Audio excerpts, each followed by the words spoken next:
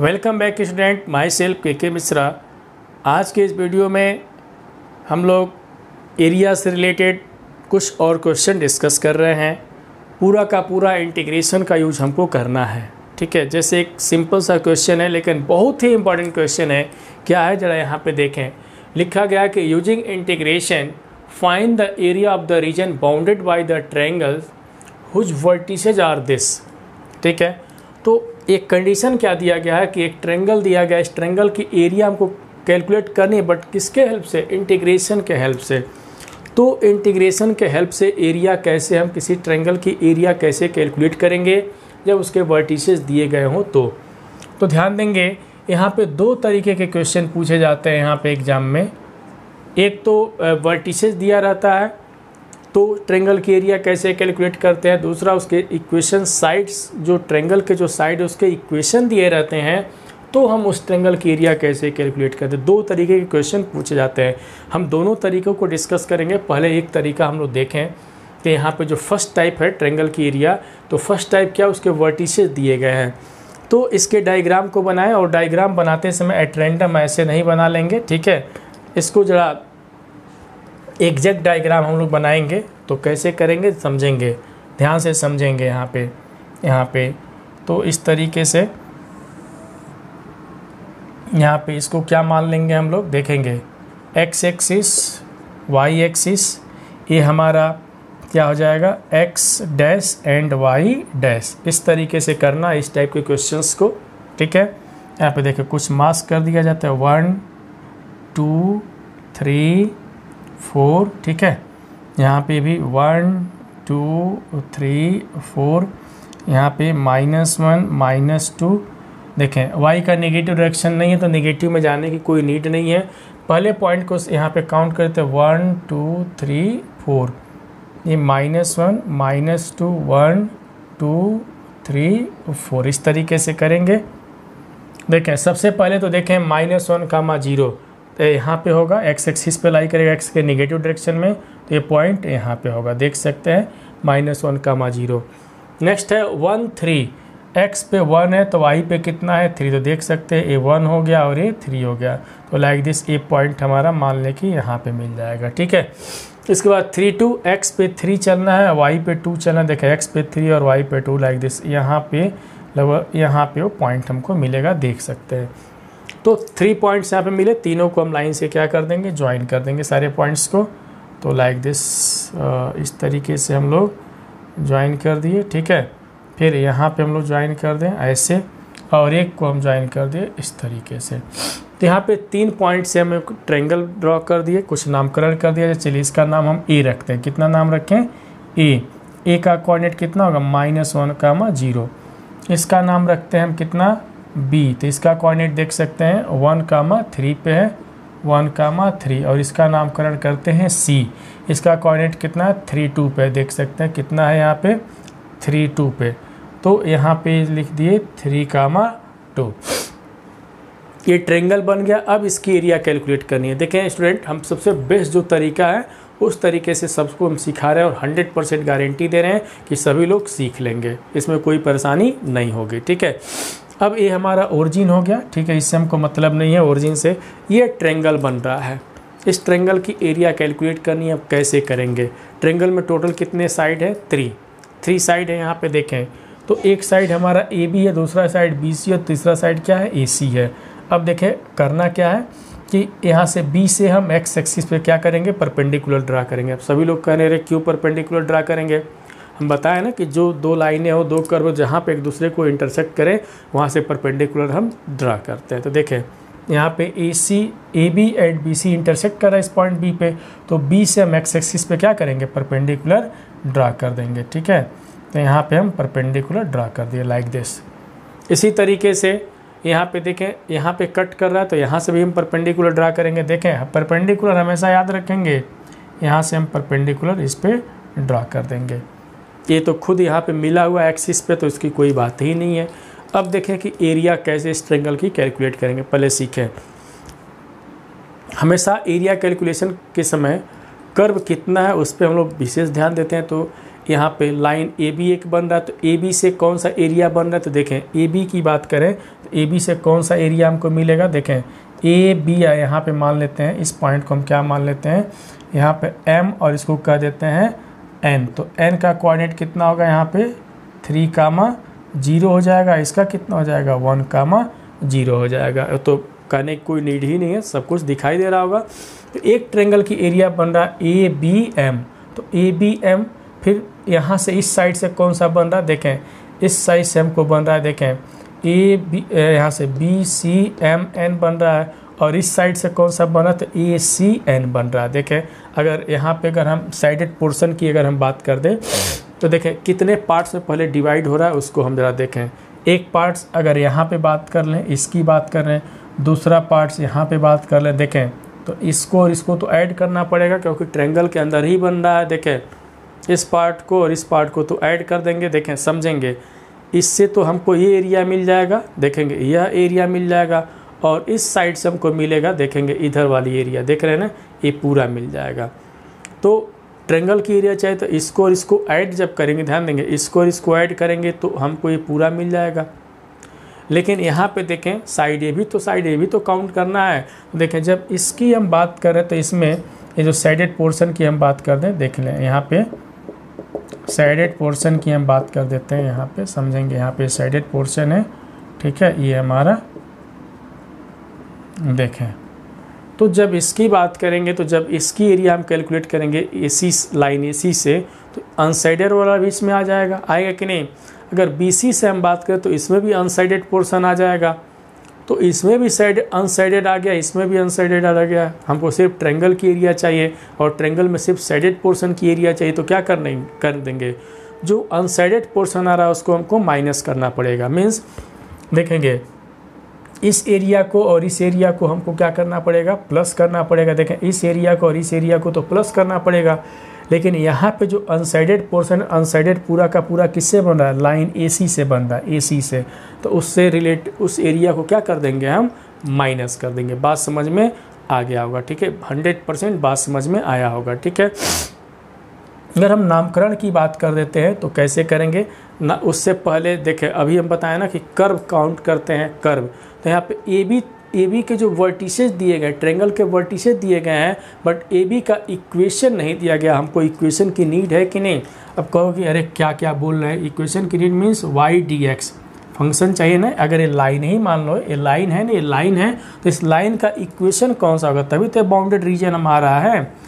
ये लाइन का इक्वेशन चाहिए कि नहीं, क्योंकि यहाँ पे वर्टिकल स्ट्रिप लेंगे हम, तो इस लाइन का इक्वेशन चाहिए। तो लाइन का इक्वेशन सबसे पहले लिखेंगे, किसका equation of line A B, line B C and line A C, सबका इक्वेशन हम लिखेंगे। तो चलिए सबका इक्वेशन लिखते हैं। यहाँ पे सबसे पहले जितने भी लाइन यहाँ पे दिखाई दे रहे हैं, means equation of side of triangle, तो यहाँ पे सबसे पहले हम इक्वेशन लिख रहे हैं। देखें इसका equation of line A B, सबसे पहले फर्स्ट पॉइंट हमको क्या लिखना है, equation of line A B. तो equation of line A B, चले इसके पीछे का कॉन्सेप्ट क्या है, जरा हो सकता है कि भूल गए होंगे, सभी लोग ज़रा ध्यान देंगे।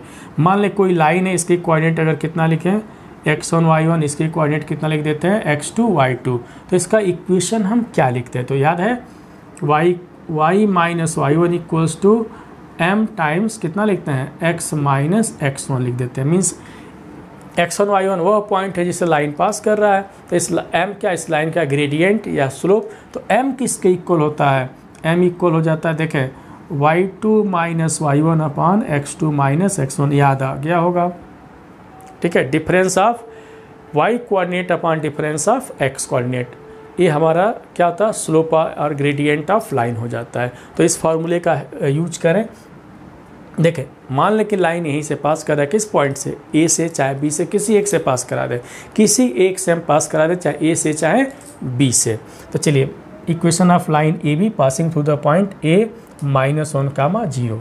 बात समझ में आ गया, equation of line A be passing through the point -1, 0। तो क्या लिखेंगे यहाँ पे, y माइनस y1 देखें यहाँ पे कितना है, 0, और m मीन्स ग्रेडियंट, तो डिफरेंस ऑफ y कोऑर्डिनेट, देखें यहाँ पे 3 माइनस 0, तो 3 minus 0 upon difference of x coordinate, तो x माइनस -1, देख रहे हैं ना यहाँ पे 1 माइनस -1 है ही है। और यहाँ पे क्या होगा x माइनस, इधर कितना है -1 है। ये समझेंगे ना, इतना डिटेल हम समझा रहे हैं। तो y इक्वल टू कितना हो जाएगा, देखें यहाँ पे 3 और ये y कितना हो जाएगा 2 और x प्लस 1। तो यहाँ पे सबसे पहले equation of line A B calculate किए। अब हमको क्या करना है, equation of line B C calculate किया जाए। देखें इतना आसान तरीका है कि इसमें बहुत मज़ा आएगा, सबको पढ़ करके बहुत ही मज़ा आएगा। अब यहाँ पे हमको क्या करना है, किसका इक्वेशन लिखना है, बी सी का। तो सेकेंड हम यहाँ से कैलकुलेट करते हैं, क्या लिखेंगे, equation of line B C. तो उसका कैलकुलेशन कैसे करेंगे, देखें इक्वेशन ऑफ क्या लिखेंगे यहाँ पे, लाइन बी सी। तो बी सी का इक्वेशन तो क्या लिखेंगे, y माइनस, मान लें कि पॉइंट बी से पास करा रहे हैं, means equation of line B C passing to the point B 1,3। तो क्या लिखेंगे y माइनस y1। तो यहाँ पे y1 कितना है 3 है। और उसके बाद क्या लिखते हैं, यहाँ पे ग्रेडियंट निकालेंगे। तो डिफरेंस ऑफ क्या लिखते हैं, डिफरेंस ऑफ y कोऑर्डिनेट। तो यहाँ पे y का देखिए 3 है, इधर कितना है 2 है। तो देखिए 3 माइनस 2, किसी एक तरीके से चलेंगे, या तो इस सबको इससे माइनस करें या तो सबको इससे माइनस करें, किसी एक से। ए नहीं कि एक को इसको माइनस करें एक को दूसरे से माइनस करें, ऐसा नहीं। या तो बी से सी को माइनस करें या तो सी को बी से माइनस करें। जैसे यहाँ पे हम क्या किए हैं, देखें हम यहाँ से बी से ए को माइनस किए थे, याद आ रहा होगा। तो चलिए यहाँ से सी को बी से माइनस करते हैं। तो देखेंगे तो 2 - 3 अपॉन 3 - 1। देखें 3 - 1, यहाँ पे क्या लिख देंगे, x माइनस x1। x1 का मतलब यहाँ पे कितना है 1 है। तो y माइनस 3 इक्वल टू देखें -1, देखें -1 बाई -2x माइनस दिस, ठीक है। तो कितना हुआ, तो y इक्वल टू समझे, ये तो 1/2 हो गया और ये कितना हो जाएगा +3। समझ में आया, 3 को उधर ट्रांसफ़र कर दिए। हम एक काम करते हैं, अब इसको सॉरी यहाँ पे सिर्फ 2 होगा। देखिए 3 - 1 2 ही ना होगा, हाँ कितना होगा 2 हो जाएगा। चलिए इसको हम सॉल्व कर देते हैं, क्योंकि थोड़ा सा मिस्टेक होगा तो पूरा कहानी ख़त्म हो जाएगा। चलिए सॉल्व कर देते, तो -1/2x माइनस प्लस कितना हो जाएगा 1/2 + 3 कितना होगा -x/2 + 3 2 जा 6 + 1 कितना हो जाएगा 7/2। ए वाई हो गया, ए सेकेंड के लिए हो गया। इसी तरीके से अब थर्ड किसका इक्वेशन लिखेंगे, ए सी का। तो थर्ड पॉइंट हम लोग यहाँ पे देखें, क्या लिखेंगे, इक्वेशन ऑफ लाइन ए सी। तो देखें ए सी का इक्वेशन लिखने के लिए क्या करेंगे, हम ए से पास करा दें ताकि y कोऑर्डिनेट 0, तो हमको एक ट्रांसफ़र करने वाली बातें नहीं होगा, हम किसी से भी लिख सकते हैं। तो चलिए क्या लिखेंगे यहाँ पे y - 0, ठीक है, ए से पास करा रहे। तो y - 0 equal to difference of जो कोऑर्डिनेट की बात बता रहे हैं, difference of y coordinate upon difference of x coordinate. तो देखें 2 माइनस कितना लिखेंगे 0, तो 2 - 0 अपॉन 3 -1 और x माइनस x1 ए माइनस में है, देख रहे हैं ना यहाँ पे, तो -1 लाइक दिस। तो यहाँ से कितना हो जाएगा, यहाँ पे समझेंगे, तो 2 कितना 4 और x + 1 a y equal to, ठीक है, या y की वैल्यू यहाँ से लिख सकते हैं।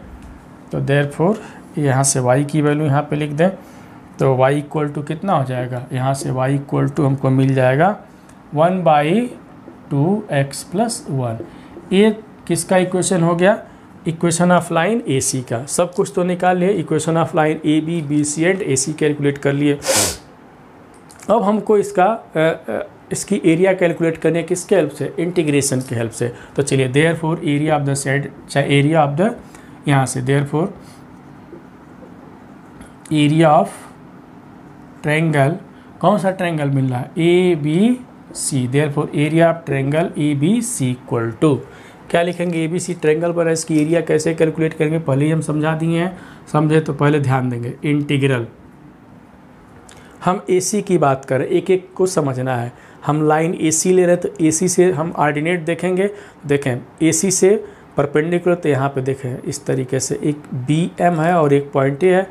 तो हमको यहाँ पे लिमिट कौन सा मिल रहा है, देखें एक्स की वैल्यू चाहिए ना, यहाँ पे कितना है -1 से 1 तक चलेंगे। देखें -1 से 1 तक चलेंगे, कितना -1 से 1 तक चलेंगे। तो y A B d x लिख दिए। बता वाई ए बी का मतलब क्या है, equation of line A B की बात की है, इसलिए वाई ए बी लिख दिए वहाँ पे। प्लस किसको प्लस करेंगे, जो नेक्स्ट एरिया है देखें, इसको प्लस करना पड़ेगा ना, यहाँ पे देखें इसको प्लस करना, तो प्लस लिमिट इंटीग्रल कहाँ से कहाँ तक, इसके लिए x की वैल्यू देखें 1, देखें यहाँ पे ऑर्डिनेट ड्रा किए ना परपेंडिकुलर, तो यहाँ पे x की वैल्यू कितनी है 1, यहाँ पे कितना है 3, तो 1 से 3 तक। और ये किससे लिखे है y B C d x, देखें ये बी सी है ना, तो y B C d x minus अगला स्टेप माइनस इंटीग्रल, माइनस करना पड़ेगा ना ये तो देखो भैया इसमें साइडेड और अनसाइडेड, साइडेड और अनसाइडेड दोनों आ रहा है उसमें, लेकिन हमको क्या करना है, इस साइडेड पोर्शन की एरिया निकालने के लिए अनसाइडेड को माइनस करना पड़ेगा। तो कंप्लीट अनसाइडेड किससे मिलेगा, AC से मिलेगा, तो इसको हम माइनस कर देंगे। तो माइनस देखेंगे कहाँ से कहाँ तक, तो -1 से 3 तक है, देखें लाइन AC है ना, तो -1 से 3 तक है, तो -1 से लेकर के 3 तक, तो कितना हो जाएगा y, क्या लिखेंगे वाई ए सी डी एक्स हो जाएगा, वाई ए सी डी एक्स हो जाएगा। अब चलिए वैल्यू रखते हैं, सिंप्लीफाई फटाफट हम लोग करें, तो इंटीग्रल -1 to 1, तो A B means equation of line A B पहले से कितना देख रहे हैं ना 3/2, कितना यहाँ पे, तो 3/2 हम बाहर कर लेते हैं, तो 3/2 x + 1 dx हो गया। अब BC का इसी तरीके से BC वाले को देख रहे हैं ना, BC वाला यहाँ पे लिखा गया, यहाँ पे लिखा गया देख रहे हैं, तो BC वाला कितना लिखा गया है, तो कितना है आप -x/2 आप प्लस कितना है 7/2। तो यहाँ से भी हम एक काम कर सकते हैं, क्या कर सकते हैं यहाँ पे कि 2 हम कॉमन ले लें, 1/2 तो ले सकते हैं ना कॉमन, 1/2 तो हम बाहर ले सकते हैं, तो हम 1/2 बाहर ले सकते हैं यहाँ पे, तो प्लस 1/2 इंटीग्रल यहाँ पे कितना लिखेंगे -x + 7 हो गया ये, ठीक है।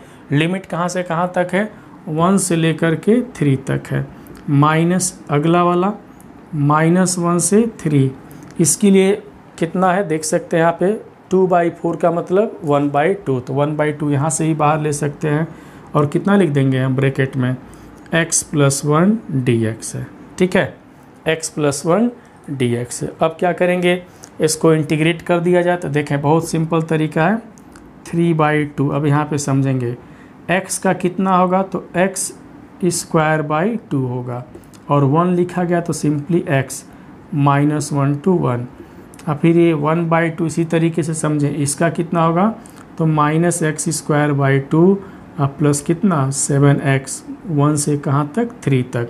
अब ये माइनस यहाँ पे देख लें 1/2, फिर यहाँ पे समझेंगे x लिखा गया है तो x² 2 प्लस x, लिमिट -1 से कहाँ तक है 3 तक है, ठीक है, -1 से 3 तक है। चलिए इसको सॉल्व कर दिया जाए, देखें इधर हम कहीं सॉल्व कर देते हैं, अब यहाँ पे एक काम करते हैं, इस चीज़ को हम मिटा देते हैं, सब कुछ तो समझ में आया होगा। चलिए ये बीच वाला जो लिखे गए उसको मिटाते हैं, देखते हैं आगे सॉल्व भी किया जाए कितना आ रहा है। तो बहुत ही खूबसूरत सा क्वेश्चन था, है ये, बहुत था नहीं है, इसको सॉल्व कैसे कर रहे हैं सब कुछ सीखते चलें, ठीक है, क्योंकि सीख लेंगे तो कोई प्रॉब्लम नहीं होगा। तो चलिए यहाँ पे देखें, यहाँ पे कितना लिखा गया है समझेंगे, यहाँ पे 3/2 अपर लिमिट और लोअर लिमिट की बातें करेंगे, तो अपर लिमिट कितना है 1 है, तो 1/2, तो 1/2 + 1 हो गया, और लोअर लिमिट करेंगे तो -1/2, यहाँ पे कितना होगा माइनस, यहाँ पे अपर माइनस तो -1/2, अब माइनस यहाँ पे करेंगे, माइनस पहले से हो जाए तो कितना हो जाएगा प्लस हो जाएगा, ठीक है, प्लस अब यहाँ पे देखें +1/2, इसी तरीके से अपर लोअर की बात हम यहाँ पे भी करेंगे। तो अगर अपर लोअर की बात अगर यहाँ पे करें तो कितना लिखा गया है 3 लिखा गया, देख रहे हैं ना, तो 3 का स्क्वायर कितना हो जाएगा 9, तो -9/2, और यहाँ पे 3 रखेंगे तो कितना हो जाएगा 21। अब माइनस लोअर लिमिट की बात करेंगे, देखें यहाँ पे माइनस लोअर लिमिट की हम बात कर रहे हैं, तो माइनस लोअर लिमिट, तो अब x यहाँ पे 1 रखेंगे, पहले से माइनस है तो कितना हो जाएगा +1/2, ठीक है, और माइनस कितना हो जाएगा ये 7 हो गया, इसके लिए हो गया। फिर इसके लिए -1/2 जो लिखा गया है तो -1/2। अपर लिमिट की बात करेंगे तो अपर कितना है 3 है, तो 3 का स्क्वायर कितना हो जाएगा 9/2 अब प्लस कितना हो गया 3। तो अपर माइनस लोअर की बात करेंगे तो -1/2 ये कितना हो जाएगा +1 हो जाएगा। बहुत ज़्यादा सोचने की ज़रूरत नहीं है, बस लिमिट रखने आता हो सही तरीके से। चलिए इसको अब सॉल्व करते हैं। देखें तो 3/2 देखें ये -1/2 +1/2 कैंसिल, 1 + 1 कितना हो जाएगा 2। इसी तरीके से एक एक चीज़ों को सॉल्व करें, प्रॉब्लम बिल्कुल नहीं होने वाला है। अब देखें यहाँ पे कैसे करेंगे।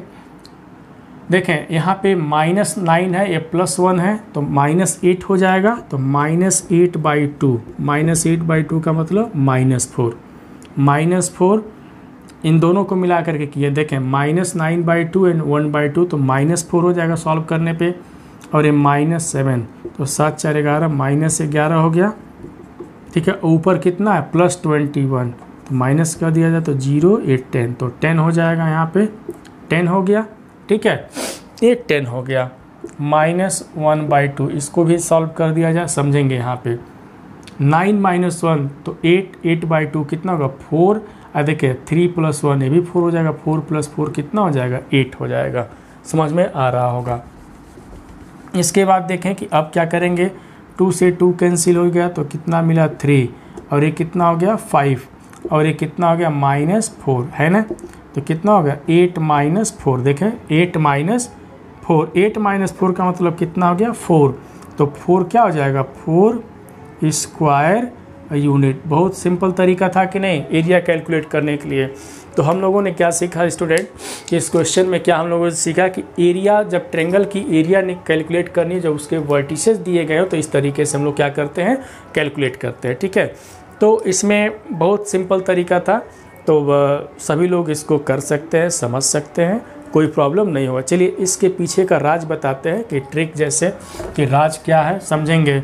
यहाँ पे राज क्या है इस क्वेश्चन में समझेंगे। हम बताएं ना कि ये 2 तरीके के क्वेश्चन दिए जाते हैं एग्जाम में।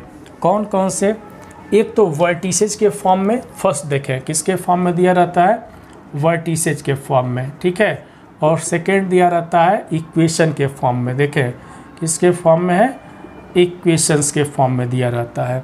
तो ध्यान देंगे टाइप फर्स्ट हमारा वर्टिसेस के फॉर्म में है, तो वर्टिसेस से हम लोग क्या कैलकुलेट किए इक्वेशन। सॉल्व करने का तरीका समझेंगे। वर्टिसेस से क्या कैलकुलेट किए हैं इक्वेशन टाइप फर्स्ट में। ये टाइप हमारा क्या था फर्स्ट था। ठीक है, लेकिन अगर यही क्वेश्चन अगर टाइप सेकेंड में अगर आ जाता, अगर इक्वेशन वर्टिसेस अब नहीं दिया रहेगा, अब क्या दिया रहेगा इक्वेशन, 3 इक्वेशन दिया रहेगा 1 2 3, तो तीनों के हेल्प से हम क्या करेंगे ट्रायंगल बना लेंगे।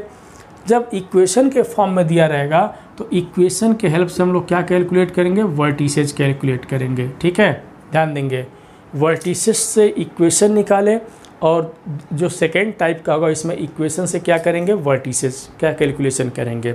जब वर्टिसेज का कैलकुलेशन कर लेंगे तो वर्टिसेज का क्यों करेंगे, क्योंकि वही लिमिट का काम करेगा। अब कई क्वेश्चन अराइज होता है कि इक्वेशन से वर्टिसेस कैसे कैलकुलेट करेंगे, तो भाई इसमें समझाने वाली कोई बात ही नहीं है। मान ले ये लाइन है और ये लाइन है, दोनों का इक्वेशन दिया गया, एक लाइनें है दूसरा लाइनें है, दोनों का इक्वेशन दिया गया है। अगर इस पॉइंट पे इंटरसेक्ट करा तो क्या निकालेंगे, वही पॉइंट ऑफ इंटरसेक्शन निकालेंगे, वही ना वर्टिसेस का काम करेगा। देखें अगर मान लें अगर ए बी का इक्वेशन यहाँ पे दिया रहा है, यहाँ पे बी सी का, तो ए बी और बी सी किस पॉइंट पर कट कर रहे हैं बी पे कट कर रहा है, तो इन दोनों के हेल्प से किसका इक्वेशन किसका वर्टेक्स आ जाएगा बी का पॉइंट ऑफ इंटरसेक्शन आ जाएगा।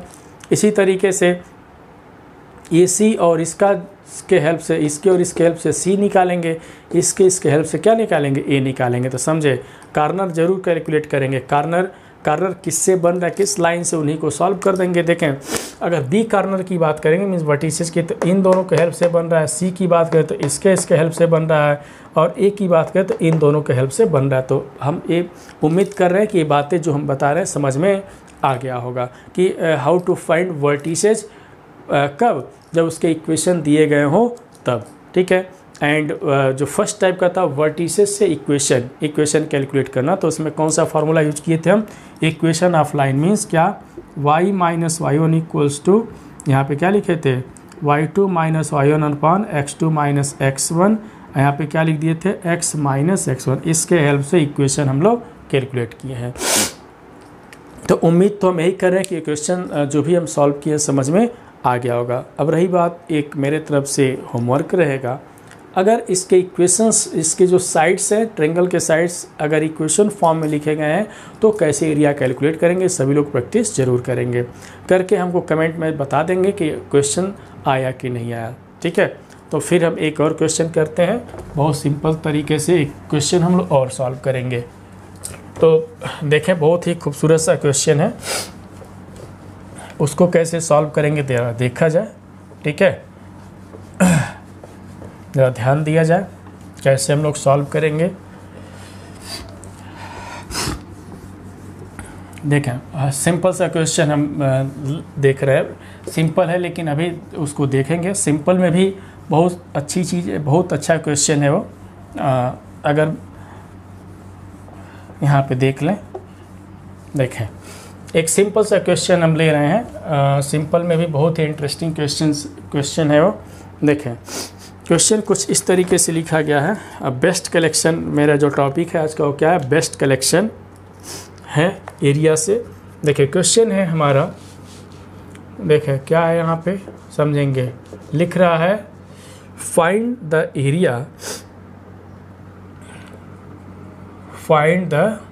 Area of the region, find the area of the region, यहाँ पे समझेंगे bounded by the curve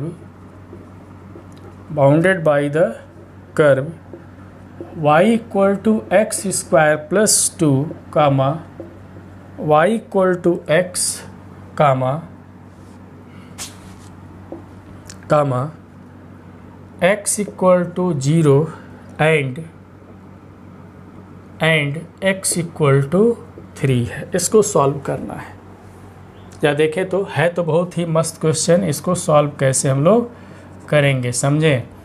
question जरा पढ़ा जाए। पहले तो कर्व एक दिया गया है, कर्व यहाँ पे कर्व क्या लिखा गया है, यहाँ पे कर्व का equation x y equal to x square plus 2 लिखा गया है। ठीक है, और इसके बाद लाइन लिखा गया यहाँ पे लाइन कौन सा है, लाइन है x equal y equal to क्या लिखा गया है एक्स, और आर्डिन यहाँ पे फिर क्या लिखा गया है line y equal to x. And देखें यहाँ पे जो कंडीशन दिया गया है x equal to 0 and y equal to 0 का x equal to 0 and x equal to 3 का कंडीशन दिया गया है।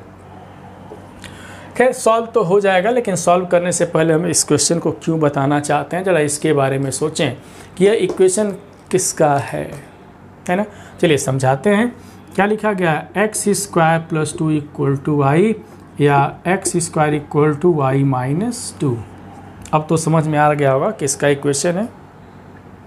क्यों, पैराबोला नहीं दिखाई दे रहा है, यह एक पैराबोला का इक्वेशन है। सभी लोग कह रहे पैराबोला तो हम लोग पढ़े ही नहीं, हम लोग तो ये पढ़े हैं कि x square equal to 4ay। तो बिल्कुल सही बात है, यही पढ़े हैं, लेकिन ये भी तो पढ़े होंगे इसका वर्टेक्स किस पे होता है, ओरिजिन पे होता है। किस पे होता है, ओरिजिन पे।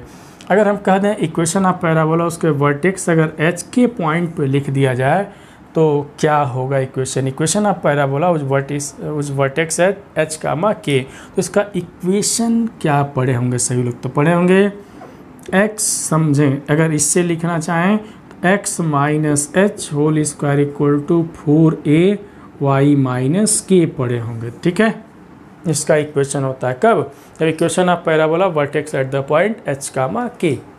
बात समझ में आ गया होगा। अगर इससे इसको कंपेयर किया जाए, अगर एक्स स्क्वायर को हम ऐसे भी लिख सकते हैं कि x माइनस 0 होल स्क्वायर, यहाँ पे कितना लिख सकते हैं y माइनस 2। अगर इससे इसका कंपेयर कर लिया जाए तो जरा बताएं तो वर्टेक्स किस पे होगा, इसका वर्टेक्स किस पे होगा, कंपेयर करो भैया। तो यहाँ पे 0, ठीक है 0 और k की वैल्यू, तो इससे कंपेयर करो तो 0 कामा 2। तो वर्टेक्स किस पे हो गया 0 कामा 2, और 0 कामा 2 का मतलब क्या, y एक्सिस पे इसका वर्टेक्स होगा। और जब वर्टेक्स पता कर लिए तो पैराबोला का फॉर्म कौन सा है, तो x square equal to 4ay का ए अपवर्ड पैराबोला है। तो इतनी सारी चीज़ों को कलेक्ट किए। तो हमारा डायग्राम की बात अगर करें तो डायग्राम मान लें वर्टेक्स किस पॉइंट पे है, वर्टेक्स हमारा 0 2 मीन्स वाई एक्सिस पे, तो मान लें वर्टेक्स सही पे है। इसका डायग्राम इस तरीके से बनेगा। अपवर्ड पैराबोला है, ये तो पैराबोला हम ड्रा कर दिए। एक लाइन दिया गया है y=x लाइन। अगर बिना कुछ सोचे समझें हम लाइन मान लो ऐसे ड्रा कर दिए, ठीक है, ये लाइन है, ये y=x है और ये पैराबोला कौन सा है, y=x² + 2 है। हम इस तरीके से डायग्राम ड्रा कर दिए। कोई ऐसे भी कर सकता है, समझें, हम तो इस तरीके से किए, कोई क्या कर सकता है समझेंगे, एक एक चीज़ों को समझेंगे जो हम इस क्वेश्चन के थ्रू हम बताना चाहते हैं। कोई कह दे कि अरे भैया कोई कह दे और इसको खट दे, इसको ऐसे काट दे, है ना, कर सकता है कि नहीं, यही ना केस बन सकते हैं। या तो लाइन इस कर्व से बहुत दूर हो जाएगा, इंटरसेक्ट करेगा नहीं, या तो इंटरसेक्ट करेगा। तो पता कैसे करेंगे, हम लोग सोखा थोड़े ना कि भाग देंगे कि चलो भैया यहाँ पे कट कर रहा है, तो नहीं, हम लोग क्या पढ़ रहे हैं, मैथ्स पढ़ रहे हैं। मैथ्स में सब कुछ दिखना चाहिए, एकदम साफ सुथरा दिखना चाहिए। तो चलिए हम दिखाते हैं कि यह लाइन इस पैराबोला को कट करेगा कि नहीं करेगा।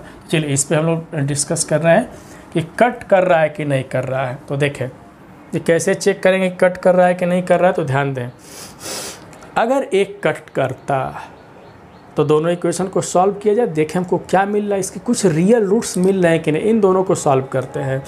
देखिए चेक कर रहा है कि कट कर रहा है कि नहीं, एक एक चीज़ों को समझेंगे। इस फर्स्ट और सेकेंड को हम सॉल्व कर दे रहे हैं, ठीक है, फर्स्ट और सेकेंड को सॉल्व कर रहे हैं। ऐसा मैथ्स मिलेगा नहीं पढ़ने को कि एक एक चीज़ों को हम बता रहे हैं, सॉल्व करते हैं यहाँ पे। चलिए सॉल्व कर लिया जाए। तो y के जगह पे हम क्या रख रहे हैं, यहाँ पे x रख रहे हैं, देखें ना, यहाँ पे y के जगह पे क्या रख दे रहे हैं, x। तो x = x² + 2 या x² - x + 2 = 0। जरा इसका डिस्क्रिमिनेंट हम कैलकुलेट कर लें। डिस्क्रिमिनेंट तो कैलकुलेट कर सकते हैं ना। डिस्क्रिमिनेंट याद आ रहा है, कौन सा याद आ रहा होगा कि ax² + bx + c = 0। अगर इक्वेशन दिया गया क्वाड्रेटिक इक्वेशन तो उसका डिस्क्रिमिनेंट कितना होता है, b² - 4ac लिखते हैं, याद आ गया होगा। तो b का मतलब कोफिशिएंट ऑफ x, और देख ही सकते हैं, तो ये डिस्क्रिमिनेंट बोलते हैं इसको। तो चलिए डिस्क्रिमिनेंट कैलकुलेट किया जाता है। डिस्क्रिमिनेंट से फ़ायदा क्या होता है, नेचर निकलता है। यहाँ से d देखिए -1² - 4a × c कितना होगा, 1 - 4 2 8 मीन्स हो गया -7। अब देखें ना d क्या हो गया, <0 हो गया। d यहाँ पे देखें कि <0 हो गया। अब पढ़े होंगे, जब क्वाड्रेटिक में पढ़े होंगे कि d के 3 फॉर्म निकाला जाता है कि d > 0 हो जाए तो क्या होगा, =0 हो जाए, और <0 हो जाए तो क्या होगा।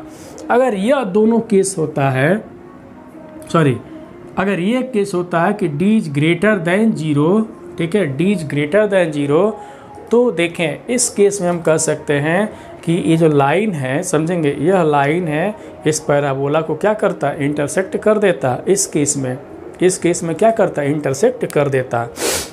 अगर कोई कह दे अरे ये तो बस एक ही बता रहे हैं, सेकेंड वाला तो बता ही नहीं रहे हैं, 0 वाला। अगर d की वैल्यू 0 हो जाए तो ये लाइन इस पैराबोला को सिर्फ टच करेगा, ऐसे टच कर देगा, ठीक है, ऐसे टच कर देगा। देखिए ये पैराबोला है और ये देखिए पैराबोला है और ये लाइन है, देख रहे हैं, ये पैराबोला और लाइन है, सिर्फ इसको टच करेगा, टच कर देगा। लेकिन d > 0 तो ये लाइन है ना, इसके अंदर से पास कर, अंदर घुसेड़ देगा इसके, देखे ना, अंदर से पास करेगा। लेकिन <0 हो गया, <0 होगा तो ये पैराबोला है और ये लाइन है, ये टच नहीं करेगा, ये टच नहीं करेगा और न इसके अंदर जाएगा, ये इससे दूर भाग जाएगा, इससे दूर, क्योंकि ये 4 दिन से नहाया नहीं ना है तो इसके दूर भाग जाएगा। तो दूर भाग जाएगा, यहाँ पे कोई टच नहीं करेगा इसको। इसका मतलब है कि d <0 हो गया। तो d <0 का होने का मतलब क्या, ये जो लाइन है ना, देख रहे हैं ना, ये लाइन इस पैराबोला को टच नहीं कर रहा है, कर रहा है कि भैया हम तुमसे दूर रहेंगे क्योंकि भाई तुम कई दिनों से नहाए नहीं हो, ये दूर रहेगा इससे, ठीक है, ये दूर रहेगा। जब दूर रहेगा तो एरिया कहाँ से मिलेगा, हम तो एरिया क्लोज्ड कर्व की पढ़ रहे हैं। एरिया किसकी पढ़ रहे हैं, हम लोग क्लोज्ड कर्व की एरिया पढ़ रहे हैं। जो दूर हुआ नहीं तो क्लोज्ड कहाँ से हुआ, तो हम एरिया कैसे कैलकुलेट करेंगे। तो अगला कंडीशन जरा देखें कि अगला कंडीशन क्या दिया गया है। कह रहा है कि x इक्वल टू 0 मीन्स यही ना पॉइंट होगा ओरिजिन, और x इक्वल टू 3, तो मान ले 3 यहाँ पे है, ये 3 यहाँ पे है। चलिए यहाँ पे एक x इक्वल टू 3 लाइन, तो y एक्सिस के पैरेलल होगा, तो यहाँ पे हम एक लाइन ड्रा कर देते हैं। देखें ये लाइन कौन सी है, x इक्वल टू 3, ठीक है, और x इक्वल टू 0 यहाँ पे है। अब देखें अब कुछ बाउंडेड बन रहा है कि नहीं। अब देखें पैराबोला, लाइन और ये जो कंडीशन दिया गया है, x इक्वल टू 0 का मतलब कौन सी एक्सिस हो गई, y एक्सिस हो गई। यही ना x इक्वल टू 0 लाइन है, x इक्वल टू 0 का मतलब y एक्सिस लाइन हो गई, ठीक है, इतना तो सबको आता ही होगा, ठीक है। तो देखें तो कौन सा रीजन बन रहा है, तो ये y एक्सिस हो गया, इतने को समझे, ये क्या हो गया, ये y एक्सिस हो गया, ये लाइन हो गया, और ये पैराबोला का ये ब्रांच हो गया। तो मेरे ख्याल से देखेंगे कुछ गलत तो हम नहीं लिखेंगे। देखें ये देखें तो ये न बन रहा है, ये हमको मिला यहाँ पे, देखें ये हमको मिला। देखें तो अब क्लोज्ड हो चुका है ना, इतने से क्लोज्ड बन गया, इतने से और इतने के बीच में क्या हो गया, क्लोज्ड हो गया। अब तो एरिया हम कैलकुलेट कर सकते हैं ना, अब तो मेरे लिए आसान हो गया। चलिए एरिया हम लोग कैलकुलेट करेंगे यहाँ से। इसका मतलब इसका रीज लेस देन 0 हो गया, तो इसका मतलब लाइन और पैराबोला एक दूसरे को इंटरसेक्ट नहीं करेगा। इसका मतलब इक्वेशन फर्स्ट एंड सेकेंड, यहाँ पे line y equal to x does not intersect the क्या चीज़, does not intersect the curve y equal to x square plus 2, ठीक है। अब देखें अब इसकी एरिया निकालनी है, तो यहाँ से therefore area of the shaded portion, therefore area of the क्या लिखेंगे यहाँ पे, शेडेड रीजन, तो कितना होगा समझेंगे। यहाँ पे area of the shaded region कितना होगा जरा हम लोग देख लें, इंटीग्रल कितना होगा यहाँ पे, इंटीग्रल समझें। इस केस में कहाँ से कहाँ तक लिमिट लेंगे, देखें यहाँ पे पहले तो एक देखें कौन सा कर्व ऊपर बन रहा है, तो पैराबोला वाला ऊपर पोर्शन है ये, इसकी एरिया ज़्यादा होगी ऊपर है, तो इस कर्व से कौन सा लिमिट बनेगा, x equal to 0 and x equal to 3, ना दो ऑर्डिनेट आ रहे हैं, तो x इक्वल टू 0 से लेकर के x इक्वल टू 3, ठीक है। तो यहाँ पे देख रहे हैं कि इस केस में पैराबोला है, यहाँ पे yp है, तो yp मीन्स पैराबोला, ठीक है, yp। और दूसरी बातें कर लें, yp हो गया, और सेम लिमिट पे ये लाइन भी तो बन रहा है, इसी के ना चाहिए, लाइन की एरिया क्या करना पड़ेगा नीचे, तो इसकी एरिया माइनस करना पड़ेगा, तो minus A Y L means line dx, ये हम लिख देंगे। चलिए इसका कैलकुलेशन देख लिया जाए। इंटीग्रल 0 to 3 यहाँ से कितना हो जाएगा, x स्क्वायर प्लस 2 और वाई एल की वाई एल मीन्स लाइन से लिया गया, तो कितना है माइनस एक्स डी एक्स। चलिए इसको सॉल्व करते हैं, कितना हो जाएगा x power 3/3 plus 2x minus x square by 2 और 0 to कितना हो जाएगा 3। चलिए सॉल्व कर दिया जाए। देखिए यहाँ पर 3 रख रहे हैं, तो 3 पावर 3 का मतलब 27, तो 9 हो गया, 3 2 जा 6 हो गया, यहाँ पे माइनस 9 स्क्वायर 3 स्क्वायर मीन्स 9/2 और 0 पे तो सब 0 हो जाएगा। चलिए इसको सॉल्व कर देते हैं, तो देखें 9 6 15 माइनस 9/2 कितना हो गया, 15 2 जा 30 माइनस 9/2 कितना हो गया, यहाँ से 21/2 क्या लिख देंगे, स्क्वायर यूनिट लिख देंगे। बहुत सिंपल तरीके से इस क्वेश्चन को हम लोग डिस्कस किए हैं। बस क्वेश्चन को हम क्यों बताए हैं, इसमें बहुत आसान था, लेकिन डायग्राम देखे ना कि डायग्राम में क्या क्या कंडीशन हो सकता है। दोनों डायग्राम बनाए थे, कोई इसको इंटरसेक्ट करा सकता है, कोई नहीं कराएगा। तो इंटरसेक्ट कब करेगा, अगर यही ग्रेटर देन 0 हो गया होता तो ये लाइन इस पैराबोला को इंटरसेक्ट कर देता। तो ये सारी चीज़ें हैं, सोचने का तरीका है।